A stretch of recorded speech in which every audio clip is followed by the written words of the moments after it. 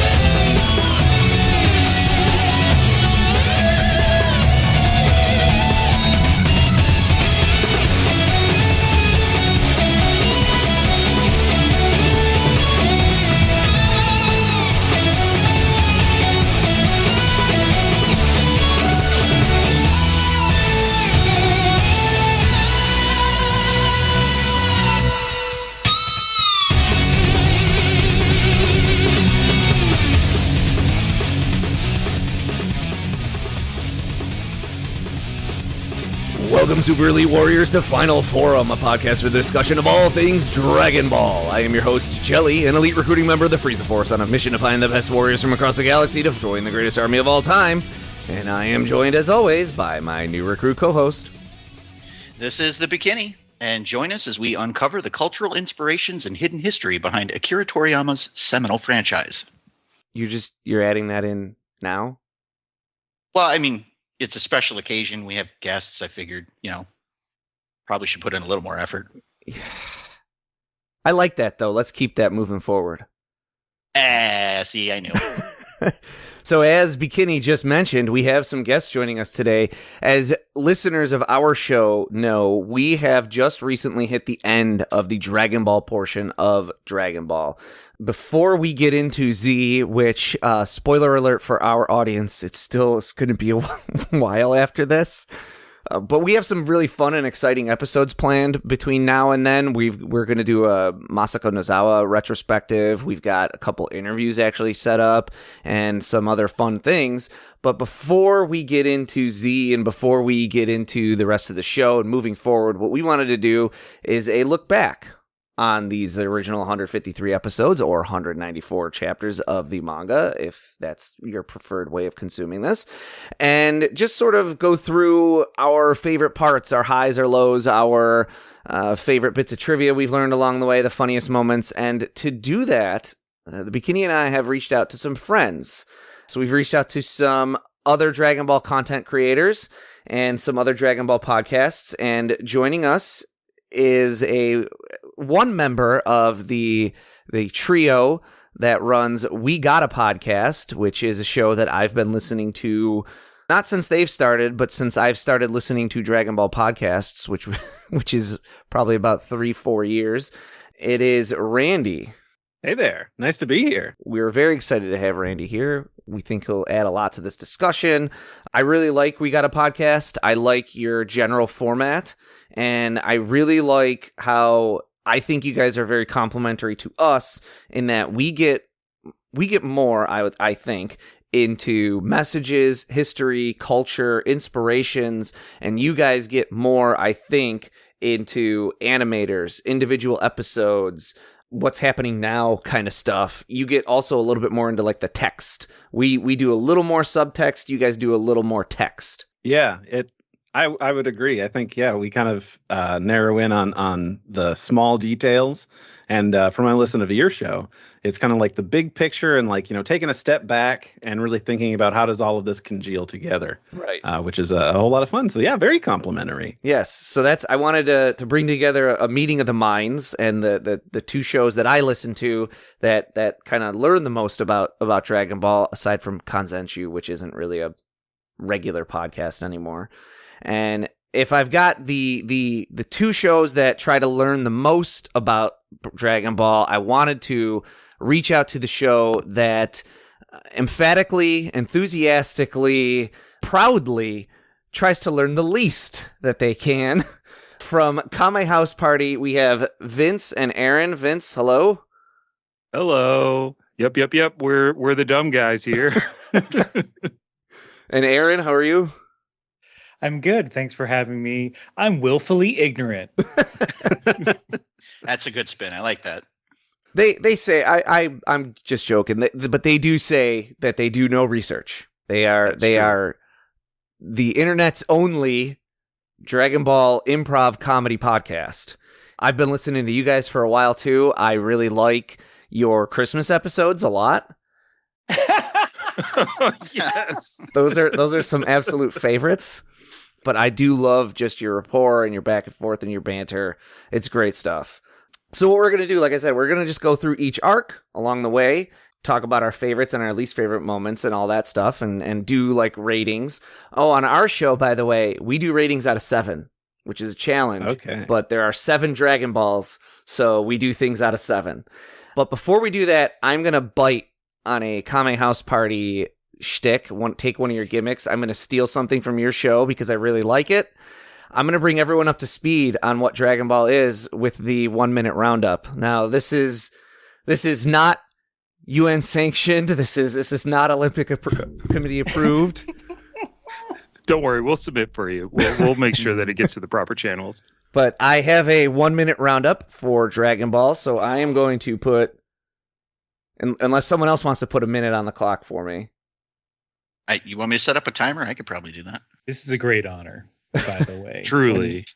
All right, I have a 1-minute timer ready to go, but it is on my All right. phone, so I'm going to just have to let you know when to start and when to stop. You hit the start button when I start talking. That's how it works. Yeah, but I got to let you know when it's up. I get the full minute, though. Yeah, no, absolutely. I agree.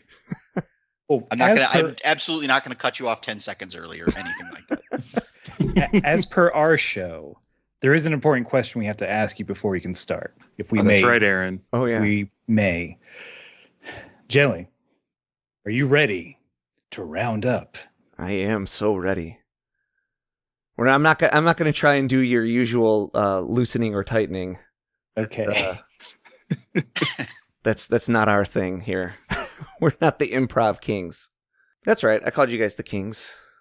I stunned silent. Bikini, are you ready for me? I am absolutely ready. All right. When I start, I'm going to have to take a deep breath, but then when I start talking, you hit that timer, okay? You got it. Dragon Ball is the story of a young boy named Goku who lives a peaceful hermit life in the woods until a big city menace named Bulma bursts into his world and takes him on a quest to collect the Dragon Balls, which are magical wish-granting stones. They ultimately keep the stones out of the hands of a peon hellbent on world domination by wishing for panties, and then Goku says peace out and goes to train with a strong old master to fight in a martial arts tournament, wherein his master slaps him out of the final round to keep him in his place before kicking him out to go train in the world at large. In the world at large, Goku meets an evil army hellbent on becoming slightly taller, fights against the world's greatest caber tosser, trains with a cat hermit, defeats the army, and gains new strength. With this new strength, he fights against some monsters and ghosts, getting even stronger, in order to fight in yet another tournament, losing to a bald, three-eyed man and suffering true loss when his bald best friend, not the same man he just lost to, is murdered by the son of a demon king in an act that delivers a gut punch to Goku so bad he gets revenge by literally gut punching the demon to death. But the demon births a son before dying, who then fights Goku in another tournament, and Goku, with some assistance from God, defeats the demon, then tells God to go get bent so Goku, can go get laid. That was so good. 2 seconds to spare. Whoa. Unreal. Love it. So that is Big the story of city Dragon menace. Ball. I guess podcast over. Yeah. All right. Well, it was fun, gentlemen. Have a good one. Yeah, We that was usually right on. fumble and stumble over ourselves, usually cracking ourselves up by saying something dumb. So yours was concise. It was full. There wasn't anything missing. Great job. Great job, Joe. Thank you. That's one of my favorites on yours. I can't do it on our podcast because we aim for that PG-13 rating here, so we no expletives if you can. It will be edited if you slip one in, but one of my favorites was a recent one I think Aaron was doing when he said Trunks comes back to the future and just says stuff's messed. Just the delivery on it was perfect. But so let's get started. Let's just start right with the Pilaf arc. This is where everything happens in terms of our introductions to the world, to the characters. We meet Goku for the first time, like I said, living his peaceful hermit life until Bulma comes into his world and says, "Hey, you know that stone you've got that you think is your grandfather? That's one of these things called Dragon Balls. You get all of them, you get some wishes." They go out to collect the Dragon Balls, have a bunch of misadventures, and then at the very end, they meet Emperor Pilaf, and he tries to take the Dragon Balls, and then Oolong wishes to be for the most comfortable pair of panties, and Goku turns into a giant ape. Let's start with any favorite highlight moments from the arc. I'm going to start with Randy. Oh, geez, put right on the spot. I really enjoy kind of looking back on things. If you've experienced a lot of Dragon Ball, when you go back to the beginning and just seeing like where people start, like, look, this Yamcha guy is our first villain. Like, he's kind of always chasing after these people, in a very cartoonish fashion. And it's like thinking about later, like, we don't talk about this guy for volumes upon volumes or even show his face, but he's just kind of an ever-present menace, which is a lot of fun. Well, that's Bikini. That's your favorite character. I was about to say, we're starting off strong with my favorite character. Well, as we always say in We Got a Pod, we respect Yamcha in this house. That's right. He's important to us. Do we? We got to put some respect on that name. That man can take an exploding Cyberman to the face like nobody else. And he's probably still handsome afterwards. I mean, I guess we don't get to see it, but it's probably still even with all those scars, he's still a cutie. He's a great baseball player. I can agree on that. Absolutely. He is a great baseball player. Aaron, how about any favorite moments from this initial arc of Dragon Ball? I do love when we're meeting Master Roshi for the first time and he hulks out and Kamehameha's a mountain. That's just a very fun surprise, especially having seen a bunch of Z before that, before I even went back to the original Dragon Ball. So it was just like, oh, I'm not going to say Roshi's cool, but what in that moment, what he did was cool. And then like the gag afterwards with Oolong was pretty, I was like, all right, you got me. Zip over, let's see, Bikini, any favorite moments, any highlight moments from? Yeah, I mean, I guess I'm one of those people that does enjoy filler from time to time. So I did get a real kick out of the Boss Rabbit thing. That's not filler. We talked about that. Well, it's not filler, but it kind of is because it's not really related to anything else going on. But no, I especially like when we started doing this podcast and looking at like the cultural stuff. Like when I first saw that episode as a young person, I had no idea what the hell was going on. But now with all the cultural context of it, it makes a lot more sense. And the episode as a whole just kind of fits a lot better for me now. And it's one of my favorites. So yeah, if you're just tuning into Final Form for the first time, this was like our 5th episode ever. We got into that episode of the show, or is it a couple episodes maybe that have Boss Rabbit in them? And I think it might be 2. I assumed that it like this was you're stealing my favorite bit of trivia from this arc, but that's fine. I always assumed that was filler because when you watch it, the way it feels is that it just kind of sits there. It's actually Akira Toriyama playing on a well-founded Japanese myth about the rabbit making mochi on the moon, and it's him attempting to just playfully, obviously, give his spin on that legend and how the rabbit got up there making mochi on the moon. I had never heard of that before, and then now I know of it, and then also it makes it fit into the show even better. Yeah. So, Vince, any favorite moments from this first 13-ish episodes of Dragon Ball? When I think about early Dragon Ball, I kind of think of my favorite character instead of like moments, and that's definitely Shu, Pilaf's right-hand man, the ninja dog that is just always down for his sire and will do whatever he asks for, including like coddling him in the middle of the night in his little nightgown. Oh, sire, it's all right. Shu's here. Like he's great. I like Shu. I like that voice too. That voice is just like a perfect bumbling sidekick voice. He truly is man's best friend. I'll say for me, no one brought up the initial Uzaru transformation. I mean, that is a highlight of Dragon Ball in a lot of ways, right? It is a very big twist at that time. It's a very big reveal in a way, and it's really well, that episode, like, especially, is like just really well animated. That's a really great highlight moment of the show. And I really did, especially in that early arc, in the first arc. I think not all the character relationships that we know and dynamics are fully established in the way that we like really understand them. Even just a couple of arcs later, there's less of those like really great little character beats that I kind of like in some of the later arcs. Just little things, like there's like definitely moments later on where, you know, Bulma is more just exasperated by Goku finally, because she's no longer surprised that he doesn't know something. She's just exasperated by it. And those are like little great character moments. But early on, we still got all those, like, she's surprised by it still. So we don't have as many of those things. So I hit, when I think about this arc, I tend to think of more of the highlights of action and animation.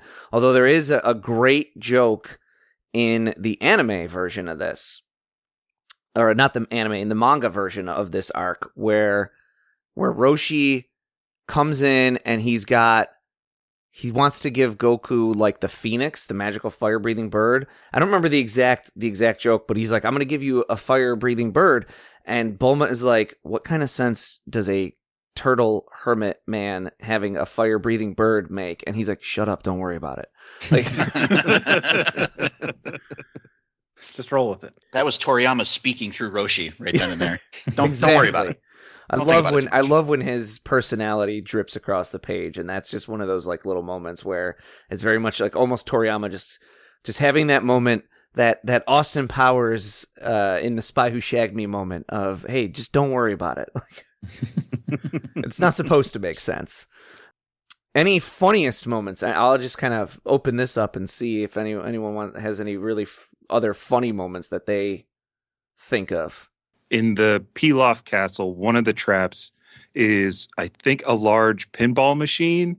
And that made me laugh because all I could think of was like, Scooby-Doo ripped this off 100%. There's definitely a mansion pinball machine from Scooby-Doo that I know came from this directly. And I that always makes me smile and laugh at how silly all of Pilaf's inventions get and how outlandish they are. It's not necessarily like funny or jokes or anything, but I just wanted to highlight that we don't ask Goku to be only in overalls enough after that was our transformation, where Oolong gives him his overalls. Like, this country hick wearing, barefoot and just in overalls, like, this just feels right. Put him in this more often. I know. I'm expecting an Appalachian accent when I see that. Right? I mean, that's basically what his accent is in Japanese, right? It's like a backwoods Japanese accent. I don't know Japanese accents well enough to really know the difference, but I believe it's Kansai, but I want to say, I was thinking, yeah. Yeah, okay, good. Because I think I just read this like a week ago for whatever reason. Perfect timing. Yeah, exactly. I could also be totally wrong, but if Vince says I think that's what it is, then I'm going to feel better about saying that out loud. Gonna rely on the guy that does no research? That's a bold move. Oh, yeah. Listeners do it for us, okay? Okay, I get you. I think probably a funny moment for me is that penultimate moment when they make the wish on the Dragon Balls for a pair of panties.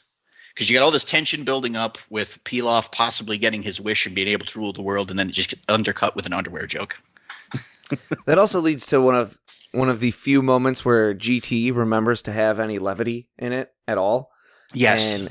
And one of the thereby like best moments of GT, actually, when the one dragon is the dragon who is one evil dragon was the result of that wish and is extremely embarrassed about it. Aaron, any ads for funny moments or anything? I think there was one bit when they encounter Turtle, lost, unable to get to sea. There is, that whole bit. I think Goku defeats some sort of wolf or bear. There is a large animal that he then like spit roast after defeating it, and like the look on the animal's face after it's deceased is very funny to me. It just can't believe that It's like, this kid got me. Yeah, we're in that kind of Goldilocks zone of like nobody is ever expecting Goku to be half as strong as he is. So like that's a really good one, Aaron. That's good because everybody's just wide-eyed every time they fight Goku after this.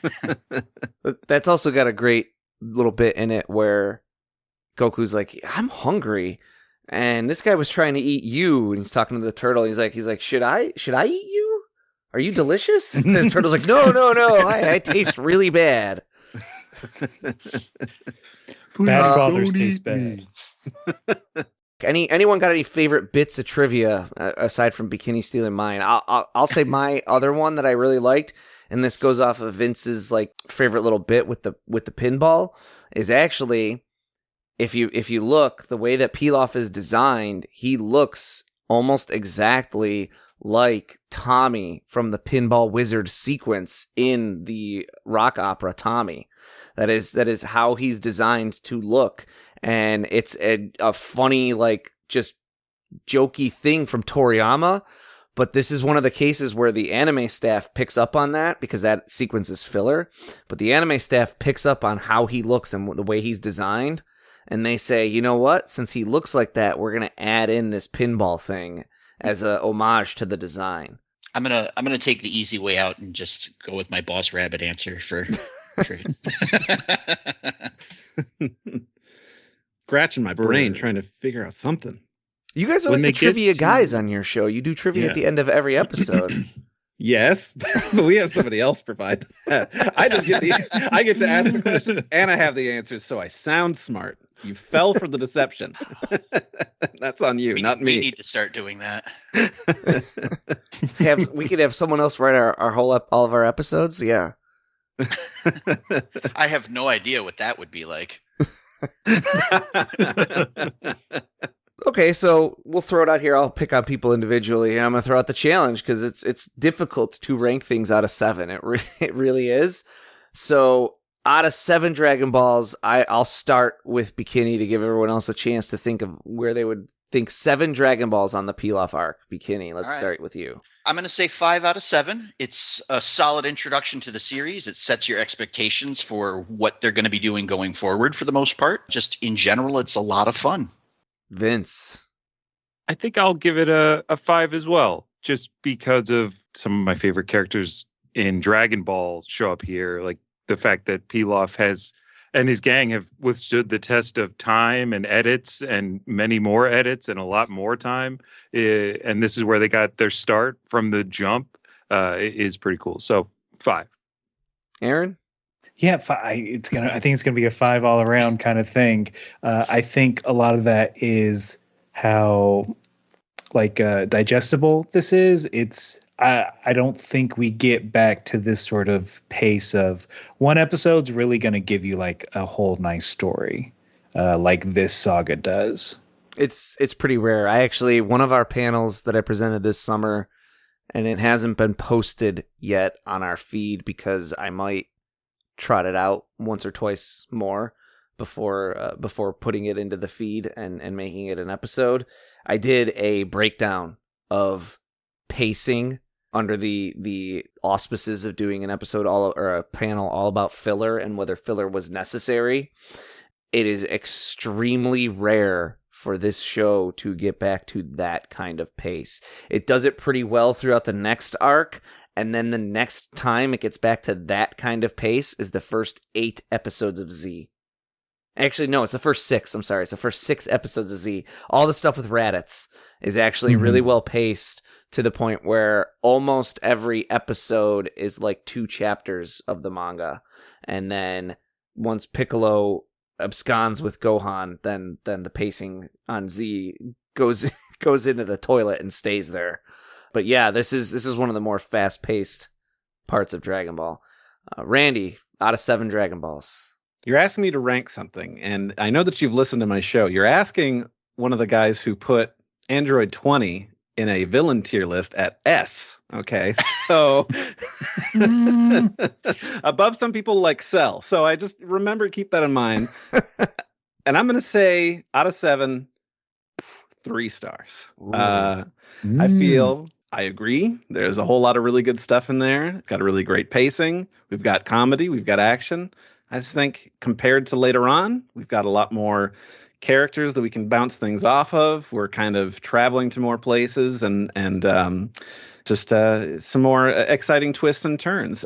So I'm gonna be the crazy one, and I'm gonna drop it down to a 3. I wouldn't say that's crazy.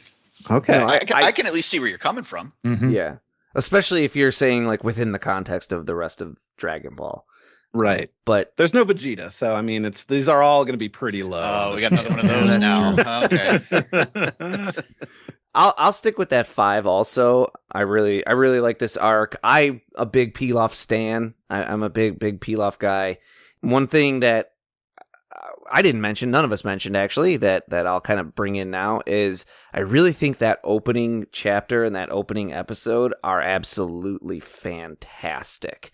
They bring you into this world in a way that like very few things do. I really love reading the manga for this. I read the manga for this for the first time back when we covered these episodes, and the paneling in that first chapter of the manga is absolutely spectacular, and the art is gorgeous. When we talk about what Dragon Ball is supposed to be, it's partially is a wuxia story, which is like Chinese mysticism, martial arts. And you look at those first few panels and you look at that first episode, and that is like setting the stage of a wuxia story to a T. It's like perfect. So I'll stick with the 5 on this, and we'll move on to the 21st Tenkaichi Budokai. That is which includes training. Goku goes off to get trained from Master Roshi because he remembers Master Roshi. He remembers something. And he remembers Master Roshi blowing up a mountain and says, I'm going to go train with that turtle guy. We get introduced to Krillin. We get introduced to Lunch. And by the way, I'll mention that at this point too. I know, Randy, you tend to stick with more like Goku and Kuririn and things like that. That's fine. I don't care. Okay. I'm one of those people, like, whatever you want to call it, as long as you're comfortable with it and we know what you're talking about, I really don't care. Yeah. I was raised on the dub, so I can't get off of saying Krillin and Launch and things like that. That's okay. Those characters, and then we get into the tournament, and we have a great tournament with some fun, colorful characters. So, favorite moments from the 21st Tenkaichi Budokai, Aaron? It's Launch. It's blonde Launch. She's the best. Just the amount of love Vince and I have for her when we were talking about these episodes is insane. I think just a fun character. I think there were literal holes in Roshi and Krillin and the gang when she got mad at them outside of the tournament. And how good that is. Launch is like a big highlight for me. If you stick with just the anime, Launch is a much better character. I find her a little tough in the manga because it gets to a certain point where it's the same joke over and over. And in an anime, when that takes 2 seconds and it's just the same joke, that's fine. It's like funny. In the manga, when you're now devoting more and more panels in a limited space to the same joke, it starts to bother me a little bit. So that is a character that like I never had a problem with, and then I read the manga and I was like, oh, I kind of see why Toriyama stopped using her. So, Randy, favorite moments from the 21st Tenkaichi Budokai arc. So I'm going to keep it up and say something that isn't part of the actual tournament. I'm going to say before we meet Lunch with them going out and search for, a hot peachy gal for Roshi. They're riding along on Kintoun, and Goku looks down and he's like, is that a pretty girl? And it's just this burly farmer dude. And Kuririn saying like, no, that's clearly not a hot girl. And Goku has to explain, I have to pat them in the crotch to tell. And he's like, oh, okay. Heads up, just so you know, I'm a boy. We can skip the whole pat thing. That's always really great. Vince, what's better than Jackie Chan blowing up the moon? Just from 0 to 1,000 so quick. Oh, I know what I got to do. He turned because of the moon. I'm just going to blow that up real quick. it's a good solution. But also, I think now Boss Rabbit's dead. So, oops. Oh crap! You're right. Didn't think about that. Oh no. Yeah. Where will we get our mochi now? Bikini, any top moments from this tournament? Probably Bacterian. Just the gag of Krillin not having a nose and believing that he's smelly enough that it affects him, and he has to be reminded that he can't actually smell anything. An early example of the show, manga, whatever, dipping into some WWF, WWE references. He's like Bastion Booger. That too, yes. For me, I think favorite moments, one of my absolute top tier moments in this might be an anime only thing, but it's when Goku's climbing up with the milk on the milk run, and he's like, oh, this is really hard. Master Roshi says, you know, your grandfather used to do this every day and didn't complain as much as you are. And Goku's like, oh, my grandpa did this, and he gets like really excited, takes off with like a second wind. And that's one of those like those character moments that I always really respond to in Dragon Ball. Yes, the action's always great. That's kind of the thing. The action's always great. So what I like to pick out are the little character moments that just make it like a slightly step above something where just the action is great. That, and then I'm also going to say them getting their suits right before the tournament. Ooh. Goku and Krillin in their little zoot suits. Mm-hmm. With the hat and everything. Yes. Mm-hmm. Is a great moment. Any particular hilarious, funny, extra additional funny moments from this that people like? I think just Krillin in general being a little jerk in the beginning. We're really starting to establish Goku meets someone, they don't get along, then they eventually become friends. trying to trick Roshi by drawing another symbol on a rock. Mm-hmm. Just the bag full of magazines. Just like Krillin.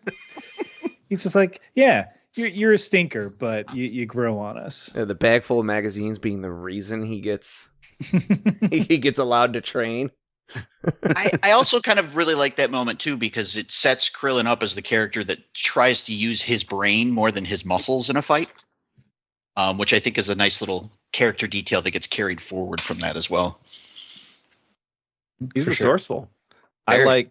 I'm pretty sure this was this tournament and not the 22nd, but where Jackie Chun and Kuririn are doing their fight, and it's like, wow, they're so fast. It's like, oh, well, let's reenact. Oh, yeah. Show you, like, and then he came over here. The play-by-play, yes. Yeah. It's like an entire chapter of just slowly going through, like, here's all the cool stuff that you didn't see. That is a great bit. I kind of already said Bacterian, but another little joke that I liked is at the very end of this tournament where Roshi's winnings get wiped out by the restaurant bill. Oh, yeah. Yeah, it's pretty good. Pulled right from Drunken Master. Yeah. Krillin showing up on the island with a boat full of nudie mags is very funny. And I'm gonna go sideways and just say the martial artist song from the anime was like, I was like, Yeah, oh, this is so sweet. A ha ha ha and a he he he. The martial artist life is the only life for me. Excellent. So good. So I'm going to pivot onto trivia, and before Bikini can come in and steal mine again, I'm going to go first this time. Go for it. My favorite bit of trivia from this that we've learned, and this is like my favorite bit of trivia from the entire show that we've done so far, when people are like, oh, why should I listen to you? I'm like, because if you listen to us, you will learn that the Tenkaichi Budokai is based on a tournament that actually happened. Now, and now you stole my trivia fact. Exactly. Now, whether Toriyama knew this or not, more than likely not, because he's not a student. He's not a studious person. However, in 1920 in China, they had a all-comers welcome martial arts tournament. They had contestants from ages 11 to 80 fighting against each other in a no rules except whenever you quit or get knocked unconscious, you're done tournament. It lasted a couple days. 5 people died, and they decided that's it. These are like, because this is the 1920s. This is when the martial arts themselves were being refined and these schools of martial arts were being founded. These were the people who were founding schools of martial arts, and they were being killed in a tournament. These were masters of martial arts being killed in a tournament, and the judges, like, correctly, I would say, said, that's it, we can't have any more of our masters being killed fighting each other. We're just going to declare a winner from what we've seen thus far. And then they actually had the tournament again the next year with, I think, a few more rules, but also, I think, 50% fewer people showed up in the first place. I think a lot of people saw people die and were like, I'm not doing that again. Not worth it. But the similarities are crazy, because not only is like no rules, you're only out if you get knocked out or if you submit. There's also, the ring was like the exact ring that they fight on in the martial arts tournament. It's a square ring that's a few feet off the ground. It's like the exact same thing. That was my favorite bit of trivia from that in that blows 3 my years that mind. we've been doing this show. Beginning, I thought you would have said that your favorite bit of trivia was that I'm gonna prompt you on this and hope you remember. Yeah, go for it. That Toriyama actually planned something out for once. Oh, yeah, there's that, definitely. The outcomes of the matches and what have you. Yeah. I think probably one of the other things that I thought was pretty cool was also that the location itself is based on a real place that Toriyama went on vacation. Found that surprising because I thought it was uncommon for mangakas to take vacations at any point in their career. Well, remember, he asked for, what did he ask for, like a year off after he finished Dr. Slump, and Torishima was like, I'll give you 5 weeks, and when you're done with it, you have a new idea for me. The thing I was talking about with the planning, Bikini, you forgot. You failed me. So I did. That's why you're still a recruit. Yeah. Is he planned on having Goku win? He wanted Goku to win the initial tournament, and he was at He was at a party with some friends who were like, "So, what's going to happen in Dragon Ball after Goku wins the tournament?" And he was like, "What?" And they were like, "Yeah, everyone knows he's going to win. He's the main character." And he was like, "All right, fine. He's not going to win." Yes. He planned to have Goku win. He set it up that way. And because he found out that people thought he was going to win and that people wanted it, they're like, "Oh, I can't wait until he wins. I'm so excited. I can't wait to see what's next for him." He was like, "Oh, I'm going to do Toriyama loves to subvert people's expectations and do the opposite of what he thinks they want." I think he subverted his own expectations that time. So he finally planned something out, and at the last minute pivoted off of that anyways. For the better. I think. Yeah, absolutely. Yeah. So, Randy, any trivia from you? I do have one. Okay. So this one will be kind of neat. I'm not sure if it was in the anime, but in the manga, when they get to the tournament, there's kind of a shot where they're all there signing up for it. And there's just a dude on the left panel who's just turned and like looking right at the viewer. And he's got like a very distinct face. He's got, curly hair. He's got like a bag hanging off his side, but it's just like very out of place. And it's actually a dude named, and I'm going to apologize in case I can't say this correctly, Wayan Budi Hiyasa, who is a tour guide that Toriyama met in Indonesia when he went there, who showed him around the island. And he did such a great job. He's like, "I'm going to do a caricature of you, and I'm just going to put it in my manga, just, as a thanks for that." So there's just this dude who is a tour guide in Indonesia who's just right there on a panel at the start of the tournament. There's so much of that in Dragon Ball 2. We of his crowd shots. We use Derek Padula's Dragon Ball culture books as a springboard for a lot of our discussions. We don't get into this level of nitty-gritty detail, but I'm glad that someone has and someone did.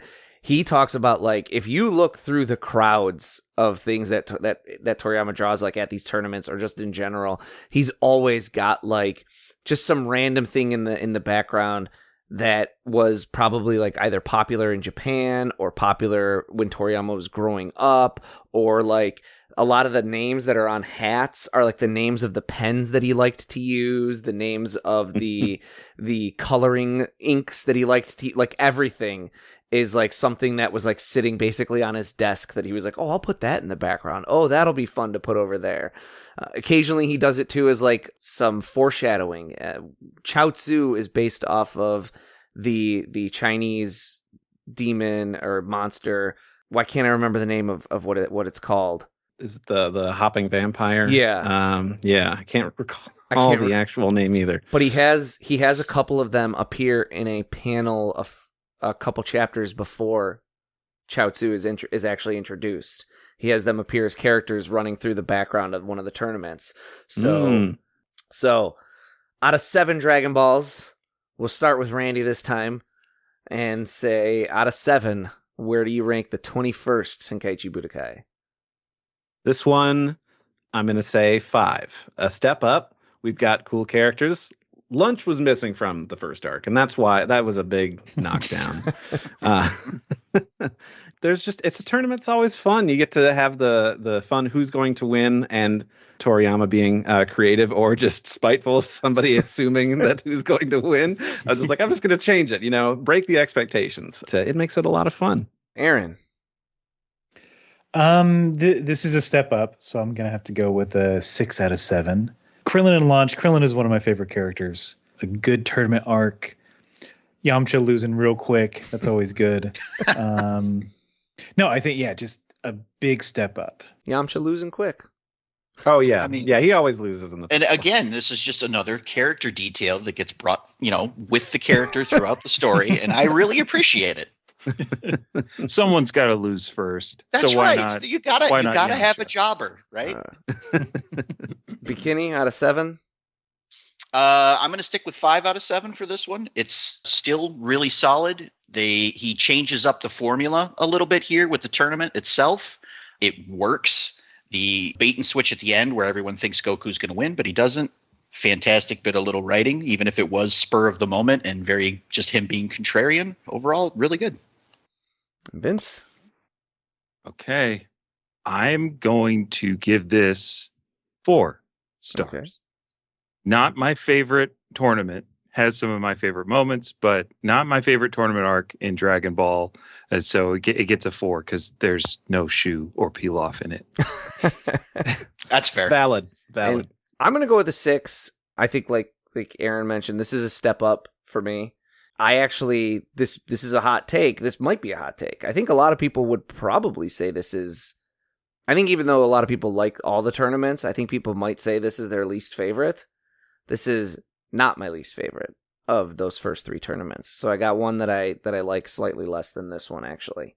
So then, instead of slicing up this next arc into the 3 that it is in the anime, I'm just going to do it all as one and say the Red Ribbon Army Saga. And so that's everything with the Muscle Tower, Major Metallitron or Metallic, to Android 8, to General White, General Blue, and his problematic depictions.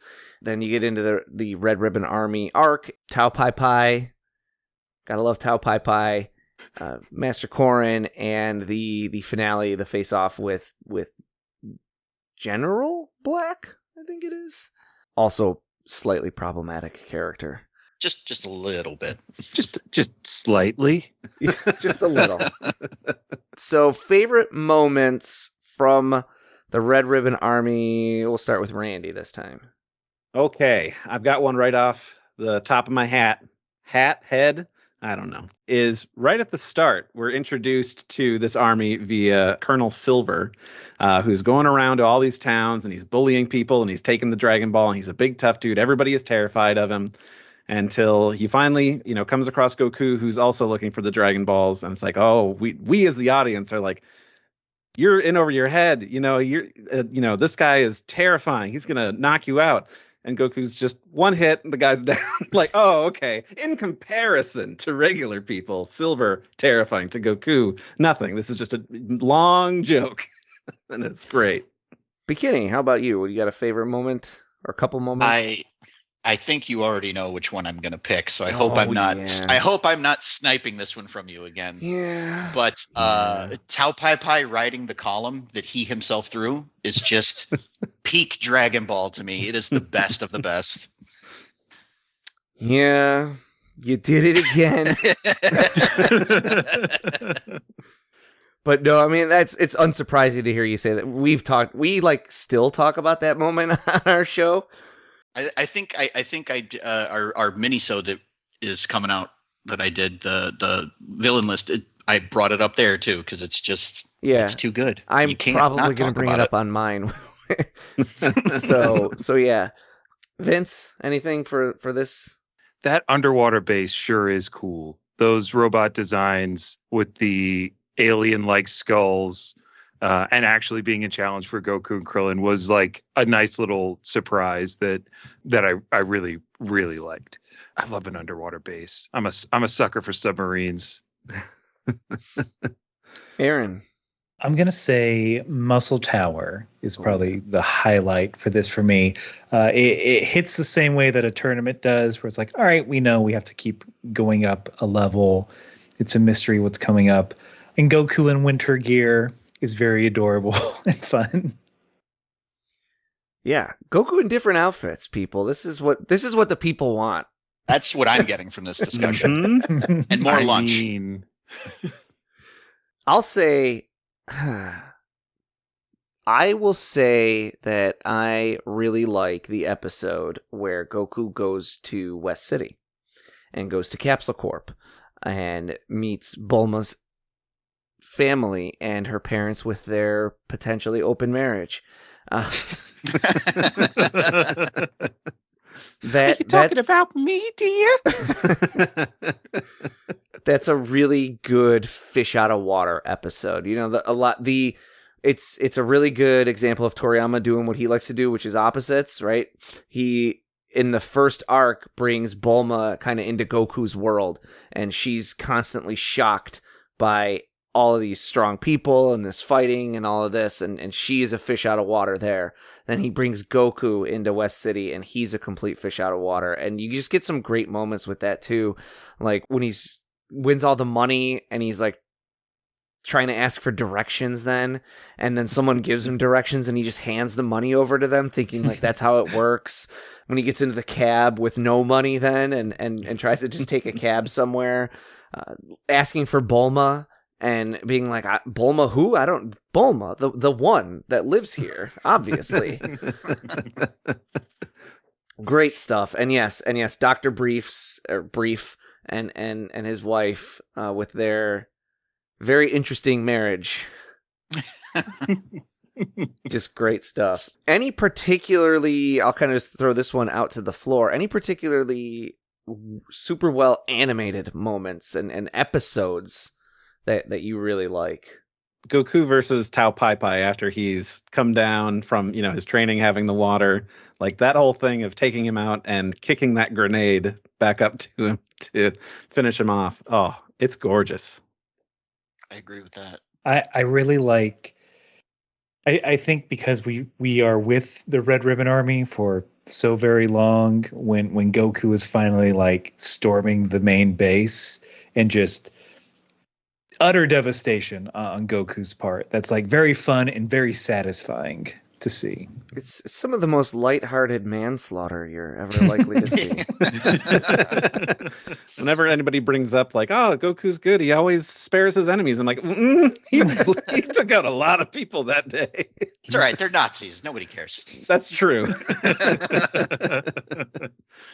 I really like the sequence when Goku and General Blue are kind of chasing each other and they end up in Penguin Village. I think that psychedelic transition from the normal world into the Penguin Village world like blew my mind when we first watched it. And I think my runner-up has to be the Murasaki number 5 fight. Oh yeah. Okay. I'm going to go to Vince's earlier answer, the underwater base. There's some shots in there, especially with like the lava trap like you said earlier with the robots and stuff, how they were designed and everything, and then you get some water effects in there for some extra flex from the animators. Yeah, I'm gonna jump off of that and say, like, there were a couple times, I don't remember specific episodes, but Bikini, you remember, like, there were a couple episodes in that underwater base that we would be like, wow, some of these filler parts are super, super well drawn. Yeah. And we were like, oh, it must be like they like cared about their own stuff more than the adaptation stuff. Anyone got any top funny, hilarious, good joke moments? There's some really unfortunate jokes throughout this arc, sadly. But anyone got any good ones? I think Vince and I still reference this. Oh my gosh, yes. It's when Murasaki dresses up as a bear. And he, to himself, he's just saying, ignore me, I'm just a bear. So we'll just say I'm just a bear on occasion. Yeah, I second that one for sure. That one's it's so funny. There's a great joke in that, too, that like is super culturally specific. So this is like almost trivia and funny moment, where Murasaki is blocking the stars with the tatami mats. And after he blocks, and then Goku's got one left and throws it at him, and he says, like, oh, I should have gotten a bigger house. That's a reference to, there's, like, various house sizes in traditional Japanese culture, and he has, like, I can't remember the number, but he has, like, a 3.5 tatami mat house, and then the next size up is a 6 mat house, and he would have had enough mats to block the last ninja star. That's pretty good. Any trivia? Any good trivia moments from the Red Ribbon Army as a whole? I have like a few like little ones. Nothing huge that really stands out. Like Tao Pai Pai is actually a name that would work in Chinese. He's a Chinese character, and his name would actually work in Chinese, and it would mean peach white. So it's like it's a very like it's that Toriyama loves us opposites thing. He's got this peach is like a very sacred fruit in China, and then white would be like super pure, and then he is like the most evil character we've come across so far. When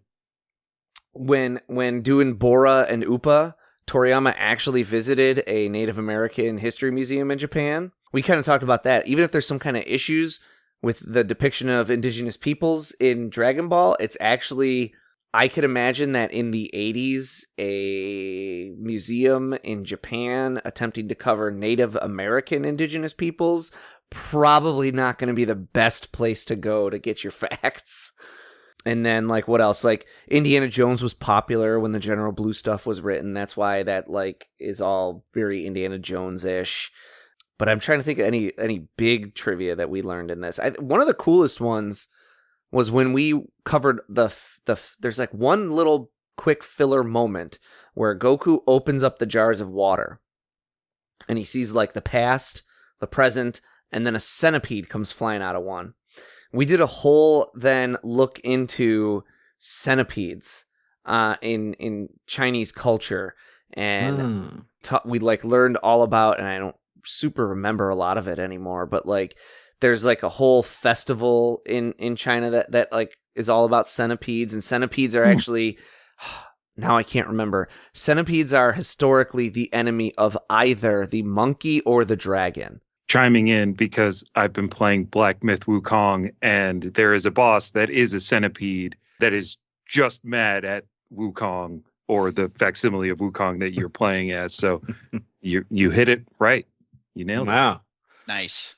So doing the research on the filler episodes is always tough because nobody really has done it. I also don't have like the time, frankly, to be like doing hard research. So research ends up me like Googling all kinds of different phrases like centipedes in Japan, centipedes in China, centipedes in water in Japan. And like, you know, this one is a deep cut, and I don't think a lot of people are going to get this one. So it's very, very interesting. We have, during the Muscle Tower thing, we're introduced to Hot-chan, Android 8. And later on in the series, there's more androids, which is super cool. And it's, you know, made by the same guy. So, I mean, a lot of people don't know that. And I think it's a joke. It's a bad joke, and that's okay. No, don't laugh. That'll just make me feel bad.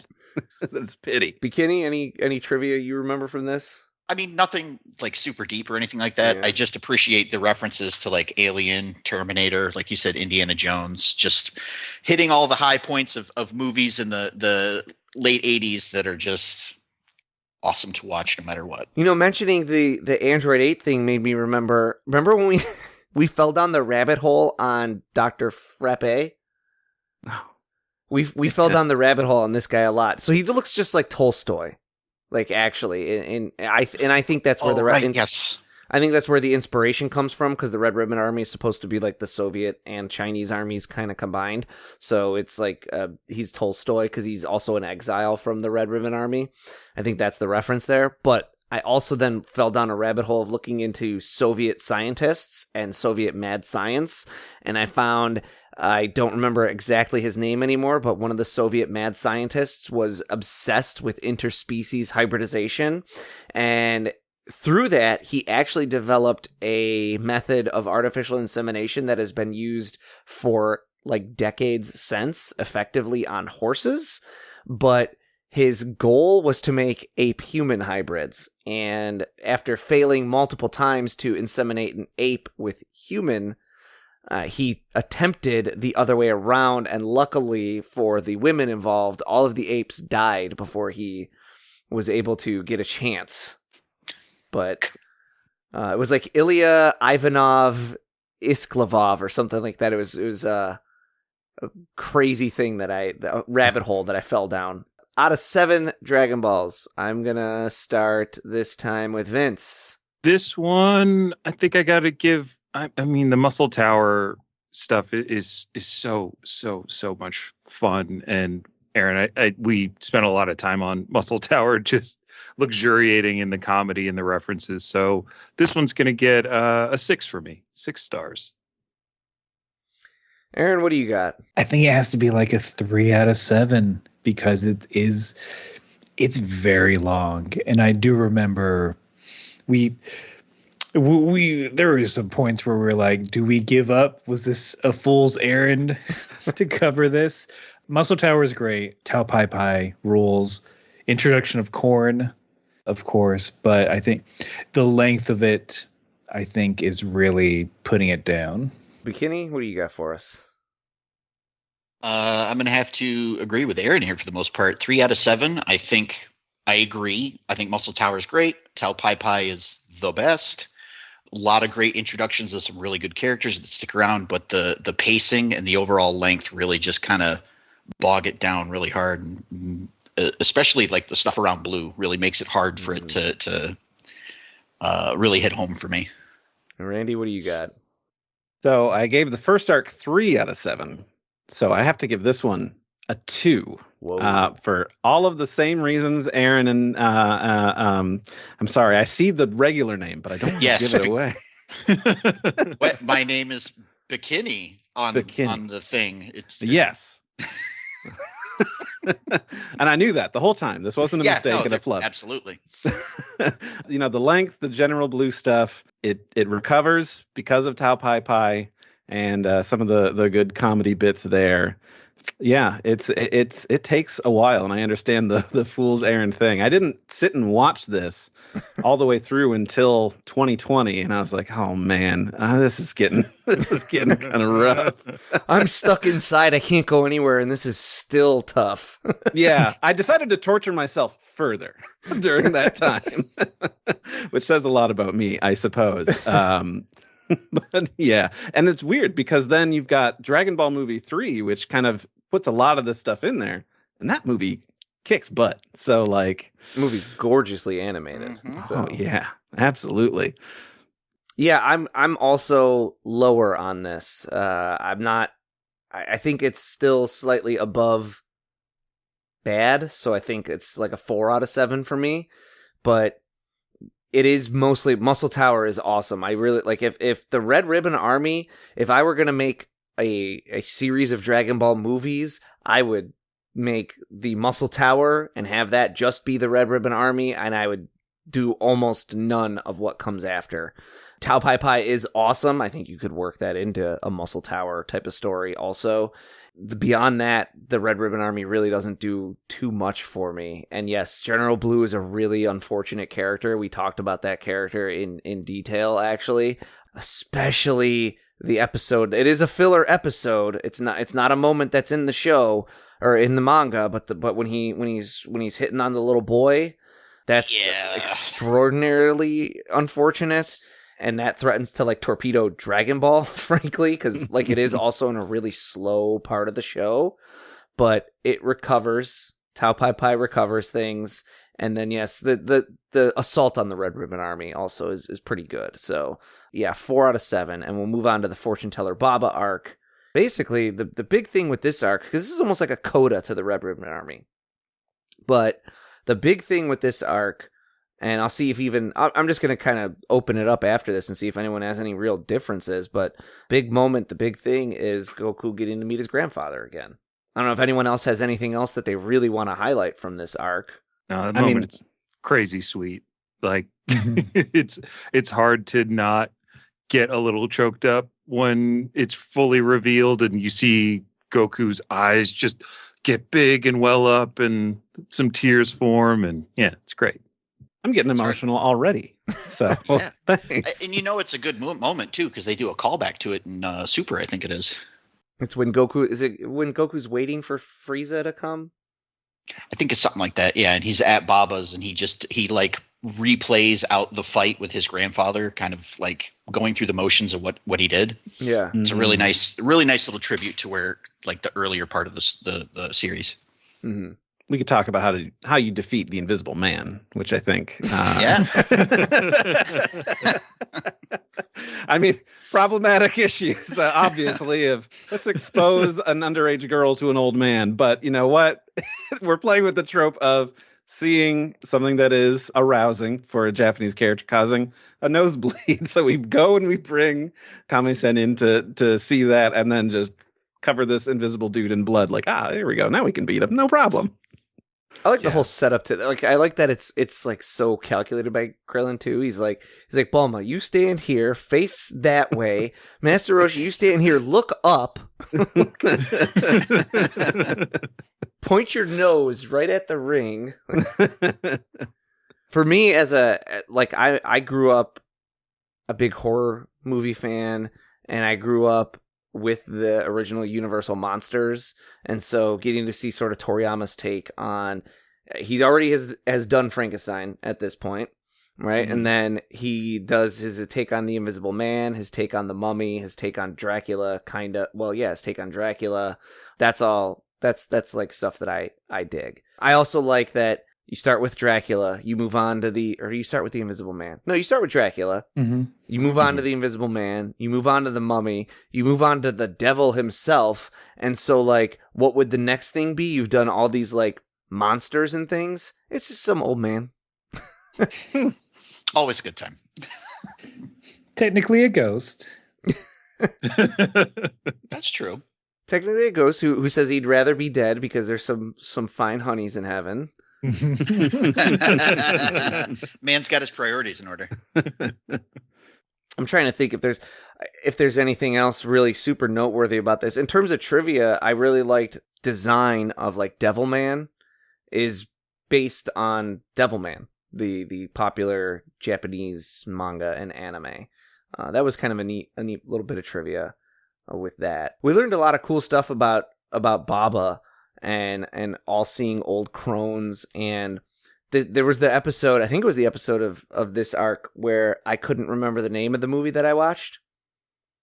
Do you remember that, Bikini? Drawing a blank as well. Okay, it was like there was a movie that I watched, and I was like, oh, also it happens in this other movie, and then I was like, wait a minute, that might be the same movie, and it's called like The Lost Voyage of Sinbad or something like that. It is a Toshiro Mifune movie where he is like a Sinbad-esque character, swashbuckling things, and at a certain point throughout the movie, he meets two characters, one who is almost exactly Master Roshi, and one who is almost exactly Uranai Baba or Fortune Teller Baba. And it's like he's a creepy old hermit who has mystical powers, and she is I think they might even be brother and sister who like is his rival and dislikes him, and they have like mystical magical battles against each other.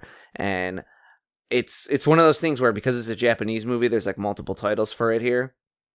And I was like, oh, I saw this movie one time called this. And then doing the research, I was like, oh, and it's also in a movie called this. And while we were in the middle of the episode, I was like, that's the same movie. I'm really embarrassed. It's not two different movies. It's the same one. But I don't know. Anyone else got anything about the Baba arc that they feel pressing to say before we just do some roundups and rankings? For trivia? Trivia, okay. Okay, go for it. Okay. I got one for you. I'm cheating because I've got kanzenshu.com up over here in another tab. But I clicked into one chapter and I thought this is pretty interesting. When we move on in the middle of the tournament to the Devil's Toilet, which is, of course, every video game should have this place as a stage, as far as I'm concerned. They bring up that in Weekly Shonen Jump, every time that, they are publishing a chapter, there's always a comment by the author, and it's like, a thing going on in their lives or something else. But Toriyama brings up that he says, I've drawn a 4-panel manga for Super Jump going on sale the 19th. So please check it out. There's no record of this. Besides that, it wasn't published. It's never been seen by anybody. Nobody knows what this is. So it's like, all right, don't know what that was. So mysterious missing 4-panel manga that we may or may not ever see. Sounds like a new journey to find this 4-panel manga. Well, I think Japan from here is westward. So is it a journey to the west? Hey. I think I'm full of the bad ones. So thank you. I appreciate them. Thank you. Beginning, do you remember when we covered that one thing that was like a contest that they ran, and the winner was supposed to get like an autographed thing from Toriyama, but they never sent him out or something? Yes. And we talked about something about that. So one day someone's gonna go and clear out that man's office, which was just like a cluttered mess, and be like, here are the packages for the contest winners from 40 years ago. Here's that manga that he forgot to send in and was never published. Okay, so out of 7 Dragon Balls, who haven't I started with yet? Have I not started with Vince yet? I don't think so. I'll give this a 4. 4 stars. I think because I'm Aaron, I'm thinking of your impression of Fangs. It's really good. Ooh, Fangs Vampire. Sucking on Krillin head. Thank you very much. Randy. I'm going to do, I'm going to say 5 because we have that really emotional moment, and it's a fun, light tournament and it's short. So I think it's 15 chapters and it's like 9 episodes. So it's breezy. If you wanted to sit down in an afternoon, you could get through that real fast. It's just nice to see them using the Dragon Balls for something really great, which is, helping Upa get his dad back. So that's good. It's good. 5 out of 7. Okay. Aaron. I think I'm going to have to go 5 out of 7 as well. I'm also a horror fan, so just all the monsters. Fighting monsters, that's cool. That's just, you don't need to add too much to that. And then, of course, Grandpa Gohan and the Pilaf gang. I don't think we mentioned this in robots, in mech suits. Oh, yeah. That's right. Also very fun. I'd also give it a 5 out of 7. I think it fixes a lot of the pacing issues from the last arc. We get, like we've mentioned before, a really good moment with Goku and his grandfather, and it kind of mirrors the reunion of Upa and Bora as well once they finally get the Dragon Balls. Yeah, no, it's a fun little story. Yeah, I like the point that Randy made about this being like something that you could get through kind of in an afternoon. I really love Dragon Ball, but it gets like very easy to lose months to a Dragon Ball rewatch when you do that. And so I'm always like I'm a big defender of Super and especially the Tournament of Power, and I can hear Randy, I can hear Ken and Doug like dying as I say that. But I'm a big fan of like those Monster of the Week kind of episodes that the Tournament of Power has, because you can pick it up, you can throw it on, you can watch 1, 2, 3 episodes, and you can walk away. Mm-hmm. And you don't lose your like whole life to a rewatch of something Dragon Ball. And that's a thing that I kind of like about this little mini arc in here too. And so yeah, I'll stick with a 5 out of 7 like everyone else, or like most other people. So moving on to the 22nd Tenkaichi Budokai. This is our introduction to Tien Shinhan and another tournament. That's about all it is, really. I mean, it's more Goku training and getting stronger. He's taken his training out into the real world. We get some filler episodes with that. Some actually, I think my favorite filler episodes in all of the original Dragon Ball. Not all of Dragon Ball, because the driving episode still exists. But and the baseball one. Yeah, and the baseball one. So there's still, but it's still, I think, my favorite filler in the original run of the show. There's also the tournament top moments. Let's start this one out with Aaron. Any top moments from this tournament?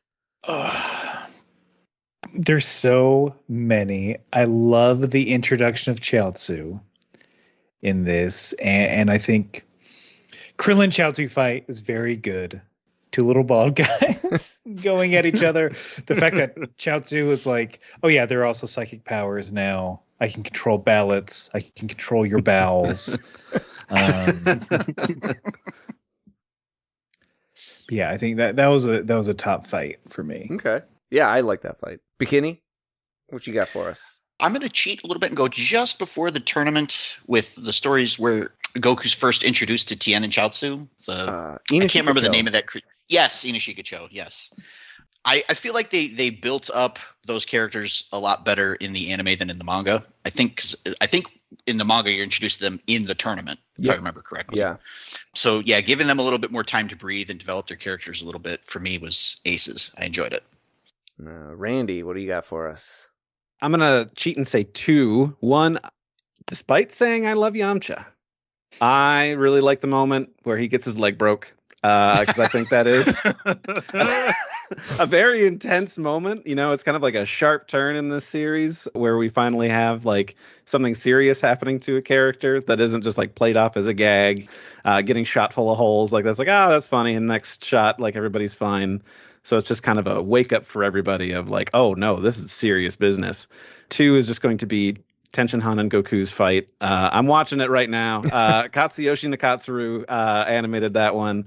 You might know him because he is the character designer for Daima. He was also the character designer for much of the latter parts of Z after Minoru Maeda stepped away from it. And I'll stop talking because I've already said 2 things and I could keep going on forever. Vince, what do you got for us? I'm going to do a filler episode. So before the tournament gets started, Goku meets a green fox named Konkichi, who in the dub has like the most New York accent. You're my brother, Goku. You're going to help me rob a bank. Oh, you showed me the error of my ways, and now I'm a better man for it. Goku, I love you.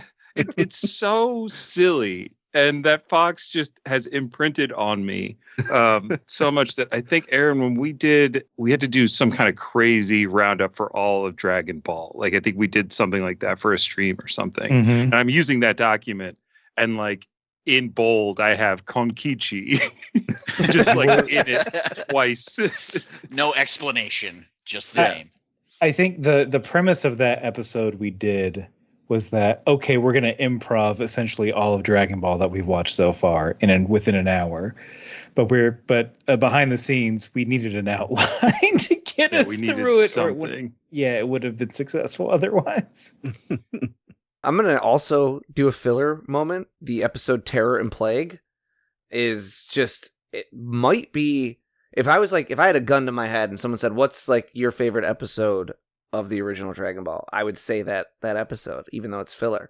It is a perfectly contained 22-minute story, and it is, I've said that it's sort of like Dragon Ball's Seven Samurai. Obviously there's not 7 of Goku, but it is a small village reaching out to a benevolent character who's like just roaming about to help them with a gang of bandits that constantly terrorizes this town. And it's just like Seven Samurai or that season 1 episode 3 or 4 of The Mandalorian or Magnificent Seven.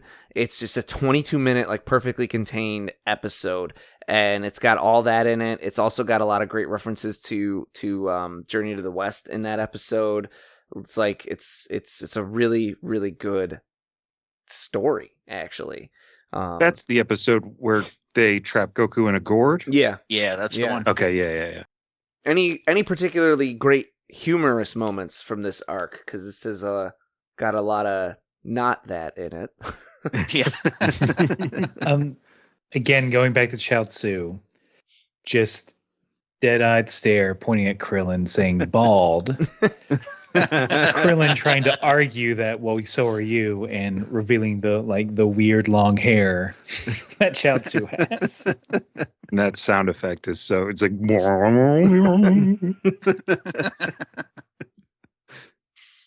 there's like that joke of the announcer can't pronounce Goku's name. Oh yeah. It's like Gokea, and I know that's a reference to like how it's written in Japanese and it can be confusing and all that, but I like that. I thought, and that was like the first time that we meet my announcer. He's always going to be my announcer. Is this also the one where announcer. Is this also the tournament where Goku is the last one to get a number? And so they're like, that means Goku, you'll be facing off against so and so, and he like reaches into the box and he's like, hey, how'd you know?